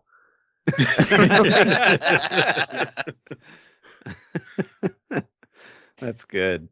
Any good trivia from this arc? Randy, you got anything from Kanzenshu? I didn't look anything up there in time, unfortunately. I think I was too busy looking at how good Goku looks in Shu's outfit during the lead up to this tournament. Like, again, wearing other people's clothes, he rocks it, you know? He's wearing Oolong's trousers, wearing Snow's winter gear, wearing Shu's clothes after he got his pants blown off in that fight. You know, he looks good in other people's clothes. He should steal more people's clothes, and I'm not afraid to say that. We had quite a few. The Chaozu being based on and I'm gonna Jiangshi. That was one because for the longest time that's one of the like oldest memes in Dragon Ball is like it shows you Goku, Vegeta, and like Broly, and it says aliens, and then it shows you like Chaozu, Tien, and I'm not like it might pick Oolong or something and say Earthlings, and it's like what the hell, Dragon Ball. And it's like learning that Chaozu is actually based off of like a Jiangshi, which is this unaging undead creature, but he still is technically a human. He's just always going to be a little boy. That was a cool piece of trivia. Learning that Tien Shinhan is based off of the character Erlang Shen from Journey to the West, and how that ties into a lot of his battle against Goku. He was known as like one of the biggest enemies of Sun Wukong in Journey to the West, and a lot of that stuff is present here. There was a really cool thing, Bikini. Do you remember learning about like, is it a wedding phrase that says like, when you get married, like happy turtles and happy cranes or something like that? Like turtles for 100 years, cranes for 1,000 or something? Yes, it was something like that, if I remember right. And like, it's Toriyama basically using this common phrase that's used at a wedding to make the crane hermit the enemy of the turtle hermit clan. Cool stuff like that we learned over the course of doing this. So out of 7 Dragon Balls, let's start. Everyone's gotten to start once, so except me. I'll start this one and say this is the one. I'll say this is where I go a 5 out of 7 instead of same score as the 21st Tenkaichi Budokai, but I prefer the 21st to this one. I just think it just works a little better for me, the 21st. I, at this point, have gotten a little tired of seeing the prelims. I already feel like I know the characters that are going to get through the prelims. That feels a little excessive. Watching the anime, there's a lot of slower pacing in the actual fights themselves. Even though a lot of them are good, this definitely is one where the the manga improves on the pacing, but I'll say 5 out of 7. This is my third ranked tournament of the 3 tournaments in this part of the story. So I'll pivot over to Randy to give his rating. I'm going to give it a 6 because I just really like that we get this full character arc for Tenshinhan, from being introduced as just a sadistic villain to, his one-on-one conversation with the Turtle Hermit to be like, oh, maybe doing this is bad. Is it assassin a bad job? Are we the baddies? Yes, exactly. It's just really good. A lot of great action.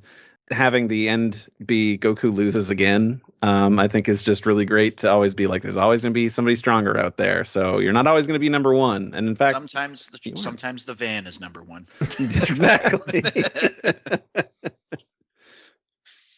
Aaron, what do you got for us? I think I'm giving this the 7. I think it's 7 out of 7 on this arc. It is, to me, I think it's like the platonic ideal of what I want out of Dragon Ball. It's like such a good mix of like comedy and action. It's starting to bring in more of what we've seen in the past as it comes in. Like Man Wolf, such a great bit, showing Krillin's head to get him to transform. The Krillin and Goku fight, something you've been looking forward to forever.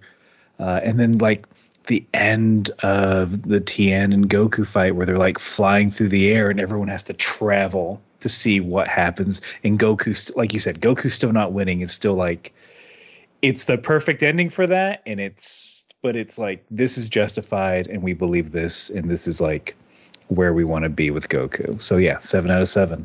I might want to reconsider mine because hearing that, I resent the amount of bald jokes in this arc. I can retroactively lose a Dragon Ball. I'll leave it at 6, but Toriyama, I've got my eye on you. Stop it. Vince, what do you got for Dragon Balls on the 22nd Tenkaichi Budokai? The 22nd is going to get 6 balls from me on this one. It's really, really good. Such a dramatic finish is fun. My favorite announcer is in there, and a lot of the other things that we've already touched on. So yeah, 6 for me. Can you take us home? It's also going to be a 6 for me. It's like Aaron said, it's like the perfect like tournament arc, if you will. The only thing that doesn't make it a 7 out of 7 for me is I feel like the Piccolo stuff kind of just gives it that extra little bit. Excellently written. He ratchets up the narrative tension along with the stakes in the fights, and just overall excellent characters, and it's a feast for the eyes when it's animated. And then it brings us to the Demon King Piccolo arc, which is where Demon King Piccolo is introduced.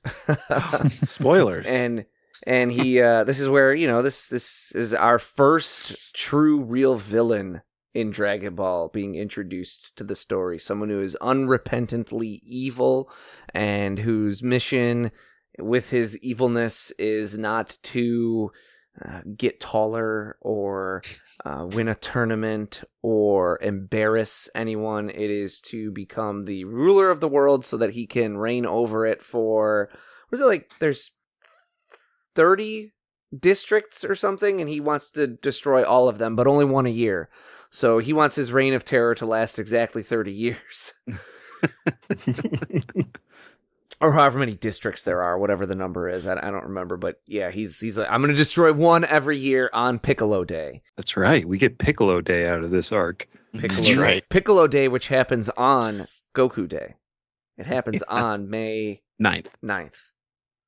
Go is 5, so that's the 5th month. 9, Ku, so Goku Day. Pretty sure Toriyama did that on purpose, honestly. What? You mean he didn't just, pull that out of somewhere randomly? So, favorite moments of the Demon King Piccolo arc. Vince, let's start with you. Goku and Yajirobe meeting for the first time. And I think Yajirobe questions if Goku is or is not food. Like because of Goku's tail, he's like, wait, can I eat you? Like, that's got one of the best bits of art in it when Goku steals Yajirobe's fish. That fish is so well drawn. It's like just a really cool bit of art. Bikini, favorite moments from this? Learning the fact that the reason why Piccolo is free is because of Pilaf. And him just becoming the most servile little toad. Pilaf's... I love Pilaf doing the, like, crazy amounts of harm, even though he's harmless. Yes, exactly. Aaron? I think when Master Roshi gets a little shine on him, and like the evil containment wave, that bit where he is like, aside from the horribleness, he is a solid fighter, and like when the chips are down, he can be serious. Seeing him die is also a big moment. Randy, what do we got? Roshi giving us some background with his master. Nice to see, we've known Roshi for a long time, and then being like, oh, okay, I guess, yeah, you did do stuff before all of this, didn't you? And just being involved in that. Any highlight funny moments from this arc from anyone? This is one of the darkest arcs in the original Dragon Ball. Any good bits of humor in here? I don't know if it was... Aside from Krillin's first of many deaths. And Piccolo saying that he's going to, defeat Goku in 5 seconds. And in the manga, Piccolo only has 4 fingers, but in that panel, he has 5. And it's just the note that's like, in order to illustrate this and make sense, he has an extra finger for just this panel. It's not tough if you have to hold up 2 hands. Yeah. Mentioning Krillin, when they capsule him up to preserve the body, and then we'll just stick him in an underwear drawer. Yeah. Honestly, probably what he would have wanted. That's true. In his will. Yajirobe is a highlight in this arc for me, and I love that he shows up at the tournament in a luchador mask as his disguise, and he loses. That's the next arc, Vince. Jeez. Oh, my bad. I'll count it. But no, Yajirobe's awesome. That's cool. He's always Yajirobe is like the levity. He takes out Tambourine just because he's hungry. Mm-hmm. I like that. Did I not do Bikini yet? Did I not do you yet? Or I don't think so yet. No, I was gonna. It's kind of tangential. I was also going to say the thing about putting the dead bodies in the capsules. Okay. But it's funny for me in a different way because of how does that work exactly? I guess what I'm wondering is how do you shrink the bodies down that small without completely destroying them is really what I'm wondering in that situation. Capsule space is weird, man, because we also know it's like hammer space, right? That's what I'm getting out of it. Presumably does not work on living beings. Because they're always out. Because otherwise, wouldn't you just capsule yourself up and mail yourself somewhere? Depends, really. I mean, have you seen how the Postal Service deals with packages? I don't know if that's exactly safe. It's Pokeball rules, you put a Pokemon in there. It's not starving to death. It's not. It's absolutely not torture at all. They love it in there. Any good trivia? Bikini, you got any good trivia from this arc that you recall? Yeah, the Barakumin, which kind of ties into the joke about with the 5 fingers and the 4 fingers and all that. Just like they're like an underclass of Japanese society, and it's honestly it's a little depressing. He somehow still manages to get a laugh out of it. It's just shocking to me. Yeah, we did a whole episode. We did our Demon King Piccolo episode. We covered the reason why the anime staff drew him with 5 fingers is because his 4-fingered handness is a potential reference to the Barakumin, which is an underclassed social caste in Japan that has typically historically been depicted as missing digits because they historically have had jobs that are like butchering or garbage or things like dirty work, which is why they're a lower social caste that then leads to having missing fingers sometimes because it was unsafe work. And so the anime staff, in order to avoid any potential comparison, was like, no, draw them with 5 fingers so we don't have to deal with that. That was really interesting stuff to kind of draw that comparison. And then also to know that Toriyama probably just wanted him to look like kind of evil. and not human, and so did that, but like the world of Japan kind of picks up on that piece of it more. That definitely would have been one of mine, but I'll take, this is the arc where we're introduced to Senzu Bean, isn't it? Yes, I believe you're right. And so I just did the tautology there because sensu means bean. So sensu bean is a redundant tautology, but learning about the origins of sensu and that it comes from like the Taoist practice of being able to cultivate yourself to the extent that you are able to then like filter your essence into something that you can use to water a plant that will then produce fruit that you can eat that will lengthen your life. That was a fun piece of trivia. And that's, do the self plug here for more and more on any of these things that we're coming up with. We did like whole episodes talking about this. So now I will move on to the ratings, and we will start. Who should we start with? I'm going to start with Bikini.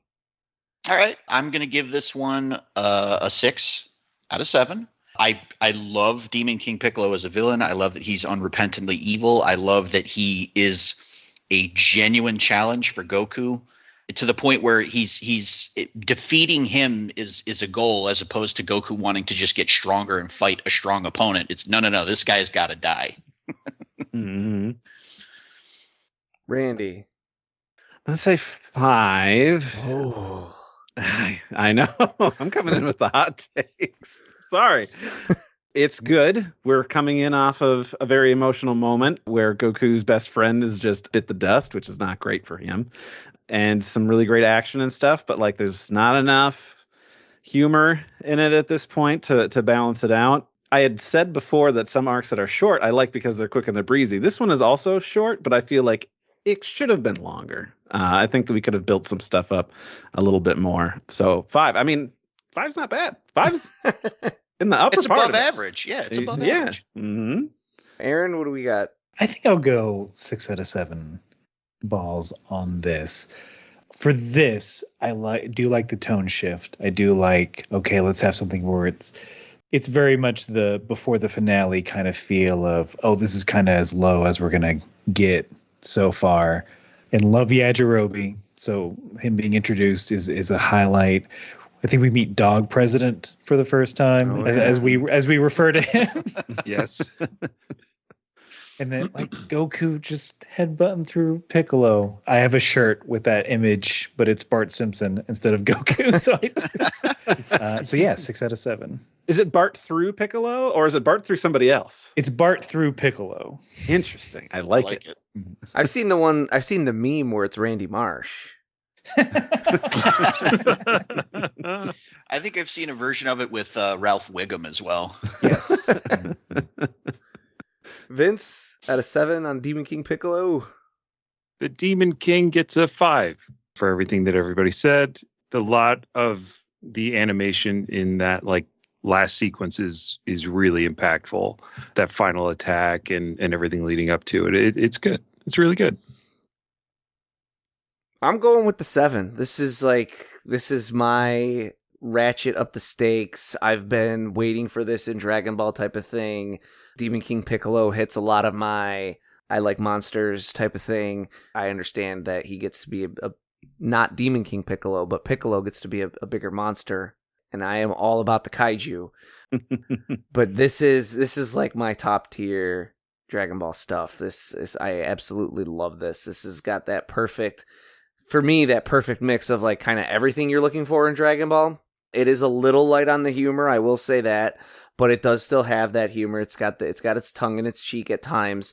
It's got the high stakes. It's got the great battles. It's got Goku doing something that nobody else can believe. And it's also incorporates the Dragon Balls themselves. And that's the one thing that I think, even though spoilies, I may or may not give the next arc the same score. That's the thing that elevates this above that is the incorporation of the Dragon Balls into the story more. And even though Toriyama very quickly, and I think it's fine because it's a manga and it's also Toriyama, he very quickly undoes a lot of the impactful things that happen in this story. There are a lot of impactful things that happen in this story. I love this one. We'll move on to the final of the 23rd Tenkaichi Budokai. Demon King Piccolo has birthed a son as he passes, and that son is now hellbent on revenge and wants to get it in front of the world at the Tenkaichi Budokai and defeat Goku in front of everyone. Meanwhile, Goku has grown up and quite a strapping young man now. And Bulma trained with God. Don't forget that part. Yep, and someone else that's hangs around with God, whose image we refuse to show on our channel. But that's this story. It's the last tournament. It's the final arc. It's all about gods and demons. And so, favorite moments. Let's kick it to, I don't know, Bikini. Got any favorite moments for us? There's so many in this arc for me. But I think personally for me, I enjoy the battle between Goku and Tien, the rematch. Tien thinks he's got Goku's number. He thinks he's got him all figured out. And then Goku's just like, nah, man, I'm just going to go ahead and end your career right here. Vince. The Tao Pai Pai and Tien reunion. Another quick one, but it was great for Tien to get a little bit of revenge and show off a bit of his strength. And then Tao Pai Pai shows up with cyborg body parts because of what Goku did to him. And so that was really, really I really enjoyed that little moment. Randy? I mean, it's not really a concentrated moment, but I love that at the end of this arc, when we've got this huge fight going on, tournament areas destroyed, the announcer's still doing his job. He's sticking around. And he's kind of one of the crew, he's hanging out with Bulma and everything. So it's like, it's cool to see this guy. He's gonna stick it through. I love that comes back around to like the next time we see a tournament, because the next time we see a tournament isn't until the Majin Buu arc. And when he sees Goku show up, he's like, finally, the fights are going to be good again. It's been terrible here for a few years, guys. Aaron, what do we got? It's very fun and like within character for when Kami's like, hey, Goku, replace me. That's what I trained you for. And Goku's like, no, I'm good. No, I can't fight dudes anymore. No, thanks. I think that really sums up what Dragon Ball is. It's just Goku. He wants to fight. Yep. Yeah. In terms of the funnier moments, I'll kind of kick this one off and say we'll pick on Yamcha some more, hitting himself with his own Sokidan. And then also like the fact that he just struts into that fight against Shin like, oh, this guy's nothing. I don't even know how he made it past the prelims, and then getting clowned on. Oh yeah. I know it happens to be Kame in disguise, but that's just a good bit. Anyone else got any highlights of humor from this arc? More weird than humor. I have to bring up the filler where Popo creates a doll that Goku fights against. We were so amazed by that episode. Like for funsies, I made a fake trailer for that episode, but like as like a weird 90s horror movie trailer. It's floating around somewhere. Just very good. We're just baffling. It's like, all right, I guess let's pluck a hair and make a homunculus. Yeah, I couldn't find, now again, I don't get to like research. I couldn't find like anything about like people fighting doppelgangers of themselves that are actually dolls. I mean, that's a hard thing to look for when you're just like Googling around. But what we did find with that one was that the mask that the doll wears at first is like exactly a Phantos mask from Super Mario 2. Oh. And it especially looks like the version that appears in Doki Doki Panic. And it does add to the whole mystery of what the hell is Popo. It dies at sunset. That is just it's horrifying. I made you a friend out of clay, Goku. He's going to help you train. Nothing weird about this. I think probably the funniest thing for me, it's nothing major, but just how many times Goku gets struck by lightning in this arc. Yeah. When he's training with Kame. Yeah.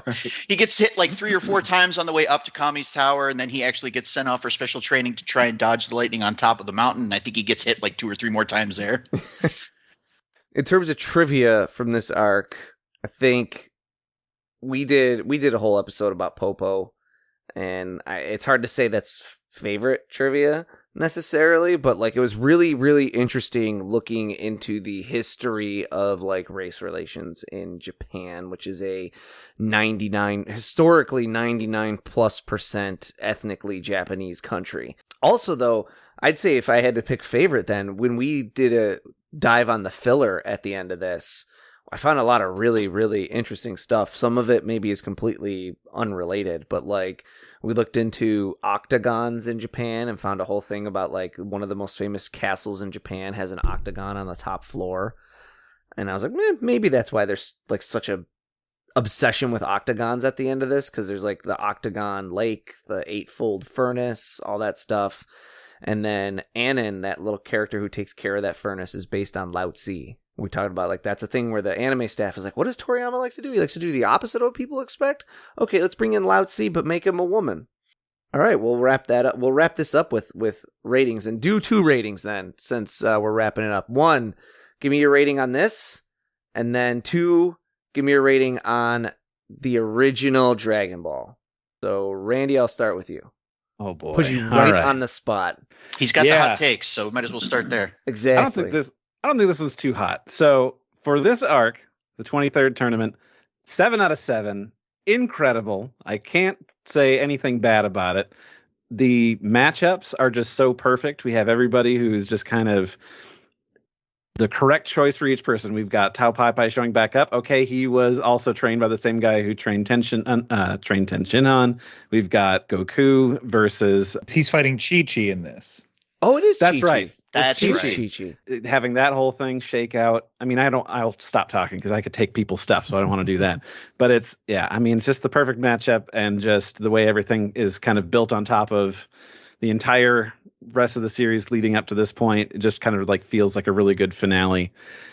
And for the series, compared to everything else, oh man. See, I'm going to say somewhere between a 5 and a 6, but I'll have to say 5. There's just some stuff later on in Z that I really, really like, guys. I'm sorry. It's just who I am, if I have to be honest. It's understandable. Some stuff or some characters?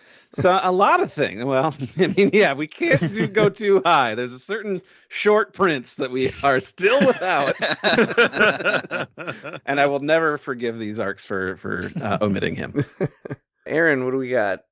Oh man. Okay. So for the Piccolo Jr. arc, it is, I think it's a 5 out of 7 for me. Part of that is the marriage chores towards the end. It was fun, but I'm like, we're done, right? This is over.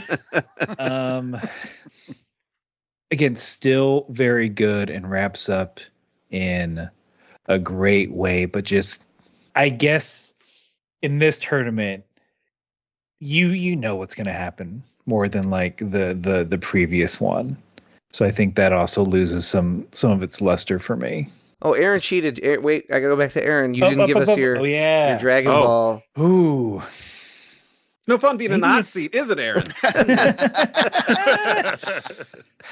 It may a 6 out of 7 because it's also I'll tell the story where it's our podcast Kame House Party is also like the story of Vince and I's friendship. It's like we were very early on in our friendship when we were like, hey, let's do this podcast. And so these first 3 or 4 years of the podcast of covering Dragon Ball is like very important to me. And I do miss the humor that Dragon Ball has. That's not always in Z. So yeah, 6 out of 7. Or now I'll go to Vince.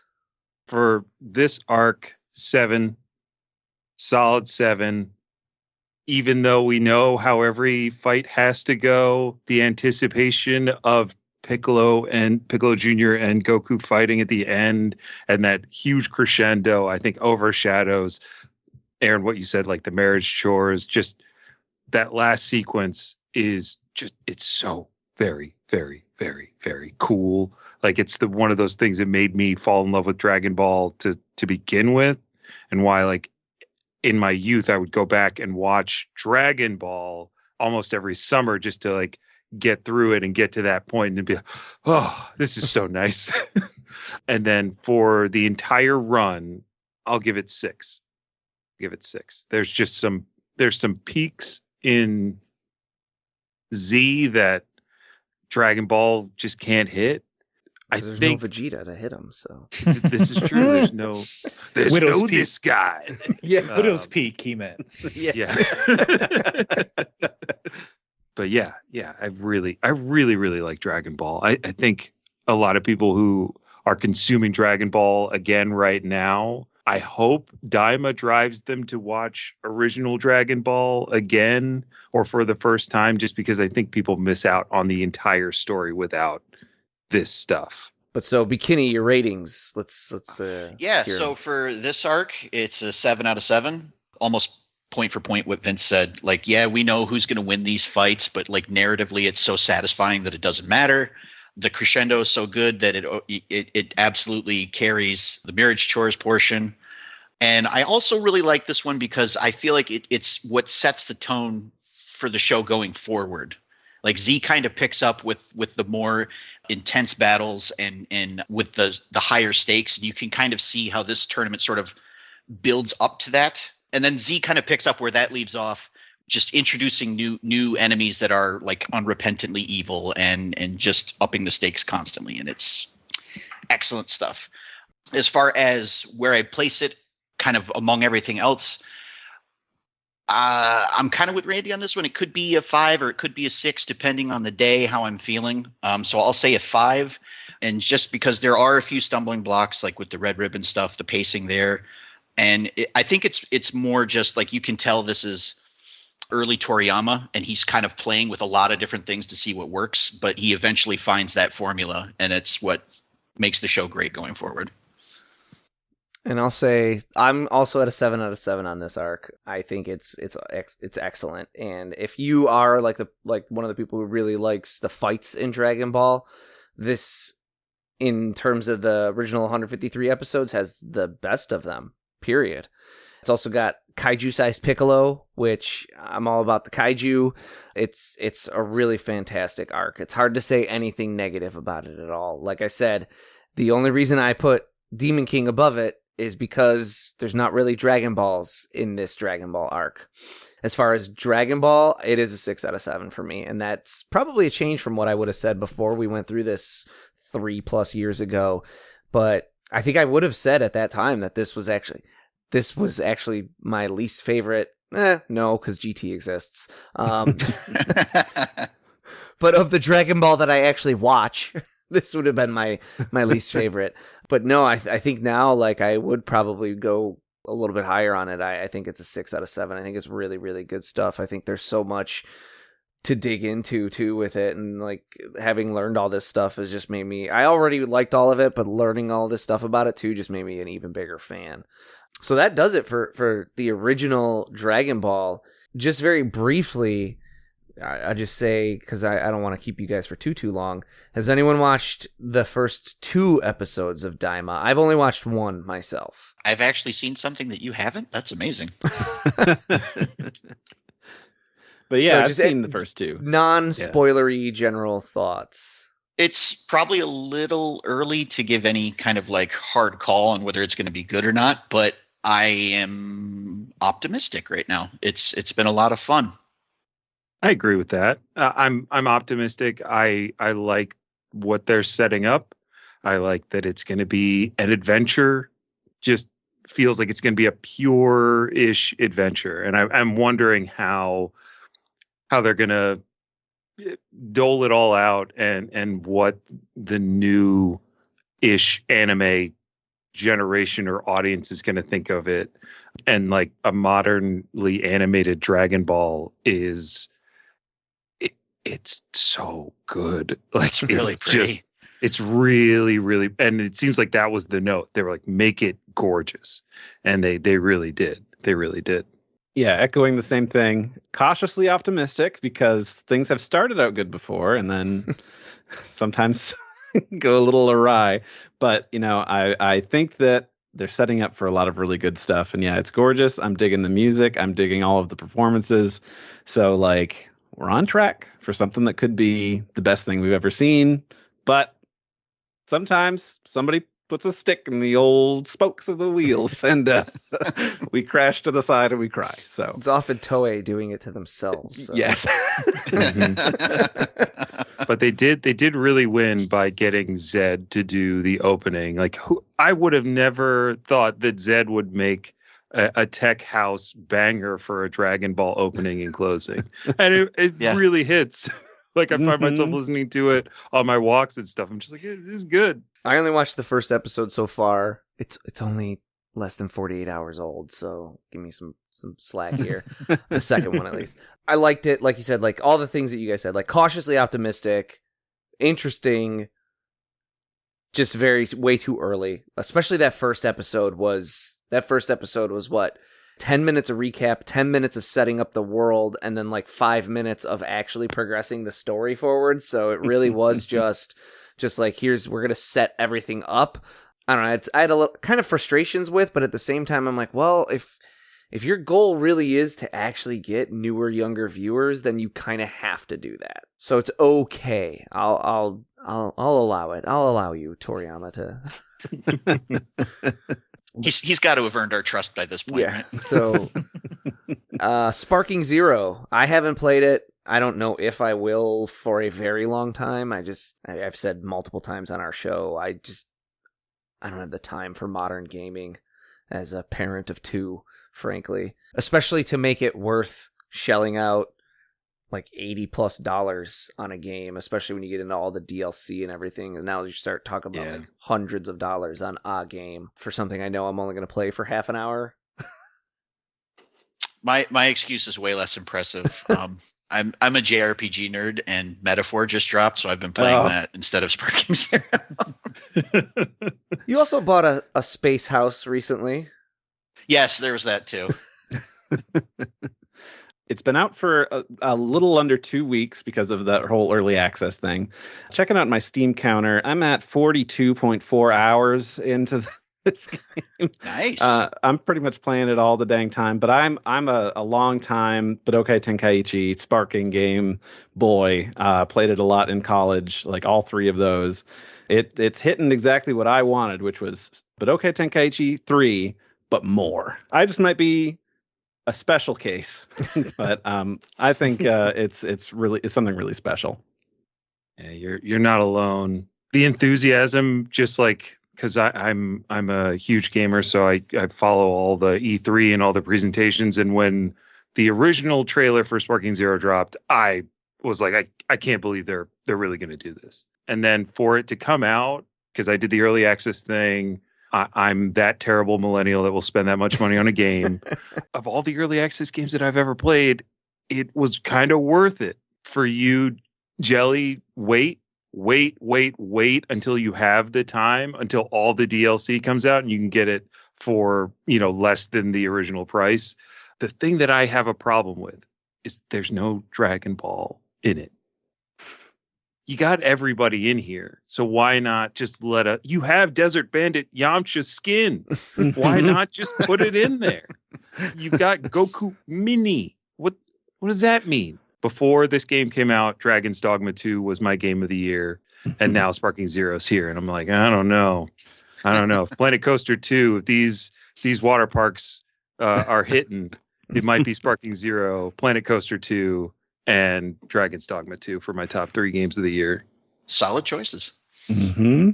Aaron, anything on these? Or I have not picked up Sparking Zero. I've watched Vince play it on our stream, but I'm in the gamer camp of months without it playing anything, and then I'll get my interest piqued by something, and then I'm very hot and cold with gaming. It's Dragon Age Veilguard is my next. Oh yeah, that's the thing I want. There you go. It's got dragon in it. Yeah. We're a third of the way there. The reception has been super positive on it. So like it's definitely something where back when The Breakers came out, I was like, maybe I'll get that eventually if I hear good or I was like, maybe I'll get it if I hear good things. And then like I didn't hear anything. And so then I did buy it for like $8 because it was like $8. And I was like, oh, I'll check it out for that. And like it's not very good. And then I got bullied by like a 14-year-old kid, and I was like, I'm done. Because there's like no single player mode in it, so there's like no opportunity to like figure out the controls on your own before hopping into like an online thing. And this kid was like, just drop it, just drop the and he like kept messaging me, and I was like, I don't know how, what buttons do I hit? And he was like, get off the game, old man. And I was like, oh god. Oh no. My deepest fear. But so the reception of this alternatively has been like universally positive, very often over the top positive. And it seems like the people who are not being positive are being negative for like the dumbest reasons. Like, oh, that great ape fight is too hard for me. And there was like one janky animation when a character got hit and his hair stayed and his head flew this side. I'm like, you're freeze framing stuff to be nitpicky and a jerk. So like this is something that's staying on my radar of something to get eventually. I'm going to let everyone kind of get going, but before we do, why don't I give you guys a chance, plug yourselves, your podcasts, what you got going on. Aaron, I'll start with you because I know you've got not just the Kame House Party stuff. That is correct. So I'll let Vince do the Kame House Party duties, and I'll talk about my other podcast, the opposite of what I normally do. This is Thinking Too Hard About Anime that I co-host with Noah Cardin. We go into a pretty deep dive and talks about certain animes. So our first, and we're a season podcast. So our first season was Cowboy Bebop. Second season was everything that Hideaki Anno did that wasn't Evangelion. Third season was Satoshi Kon. And then including his manga work as well. And then this season that we're currently on, we're almost wrapping it up, is Neon Genesis Evangelion. Yeah, if you want to learn more, Vince describes this as like the most calming podcast about anime out there. Smooth voices, and they do a great job. Thank you. But yeah, once a month, come check it out, Thinking Too Hard About Anime. And Vince, why don't you do the Kame House? Sure. Look, you brought in a segment. Kame House Party, the world's bestest and only improv comedy Dragon Ball watch along podcast. Been going for too many years for me to say and not feel embarrassed about. And we have a great time watching every episode and iteration of Dragon Ball. Aaron and I became friends through improv, so we inject as much of that terrible art form into a podcast as we can. And we really enjoy it. People seem to like it. And I think if you like this podcast, you'll like ours. It's like turn your brain off and laugh with us about how ridiculous Dragon Ball is and can be. And then you can catch us streaming on Twitch, twitch.tv/Kame House Party, where we play a variety of games and have a variety of fun. Every week we try to play something a little different. And you can also catch us talking about Dragon Ball Daima now every Wednesday, a little Daima initiative, because my wife is watching Lost, to do a little clumsy portmanteau there. So, yeah. And if you're in New York, keep an eye on Shonen Chumps. That's my anime comedy variety show that I help produce and do a bunch of fun stuff for. Again, if you like laughing at anime, laughing with anime, you'll love my other two co-hosts, Donald and Kurt, and all the shenanigans that we get up to. Okay. Is that your Twitch is probably the best thing to follow you guys on for like a social media thing? I mean, social media is a hellscape in the 2020s. Yes. So. Instagram, Twitch, type Kame House Party into your search bar and we should come up. Randy, what do you guys got going on over at We Got a Podcast? All right. So we got a podcast, Dragon Ball from A to Z. We cover a whole lot of stuff. We started out reviewing just the movies, just watching one and talking about it, doing rankings of different things like top 5, Goku's drip, what his best 5 outfits and things like this. We've done a whole bunch of other stuff. It's me, a guy named Doug, a guy named Ken, and we, just kind of deep dive into things, and we try to keep the ratio just like Dragon Ball. There's humor, and then there's seriousness where we're, getting into the nitty-gritty details and things. We suffered through all of GT recently, so you could check that out if you want to die on the inside. Just kidding. There are good points to GT. I don't absolutely hate it. But yeah, we'll be covering Daima here soon. And if this episode is coming out when it's supposed to be aiming to, which was the 5th of November? On the 6th, we're going to be having a bonus episode where me and 2 other guests are going to be spilling the beans on Sparking Zero, because Ken and Doug haven't played it yet. And I've obviously played too much. And so talking with a couple other people, and we're going to talk about that. And that's going to be out, on the 6th. So give that a check out if you're curious about Sparking Zero. Sweet. That does it for us, I think. That's a long time talking about Dragon Ball, and I really appreciate everyone's time. I told Randy this would be about 2 hours, and we ran about 2.5 because he was 10 minutes late, so I'm going to put him on blast for that. That's my fault. I'll take responsibility for that. But no, I really, really appreciate everyone's time. It's really great to have some people on and just talk Dragon Ball for a while. And I don't know, maybe when Daima wraps up, because that's only supposed to be like 20 weeks, we could maybe swing all back together and do another roundtable discussion on Daima, like initial impressions type of thing, because we won't get into like really researching it or anything until, I don't know, 2035. Like, yeah, the invitation is fairly open for you guys to ever rejoin us. If there's something you're passionate about. Absolutely, so, yeah. Yes. This was a great time. Thank you so much, guys, for coming. Yeah, had a blast.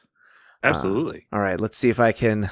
Will we have more roundtable discussions in the future? What's next for Dragon Ball as Daima is releasing? Find out next time and help us achieve our final forum.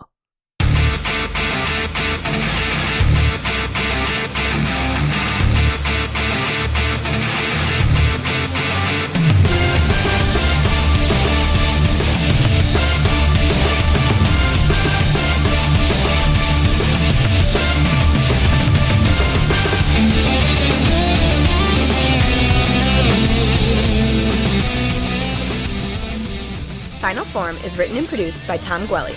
It is performed by Dan Kinney and Tom Gwelly. Our webmaster is Dan Kinney.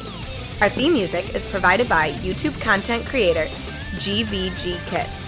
Want to learn more about the Dragon Ball universe, including concept art, behind-the-scenes interviews, and recommendations from Jelly and Bikini? Connect with us on social media. Like us on Facebook, follow us on Twitter at Final Forum Pod. Make sure to subscribe, rate, and review wherever you receive your podcasts. And of course, make sure to share it with your friends and family and help us spread the word of the glory of Lord Frieza. The Frieza Force thanks you for your listenership.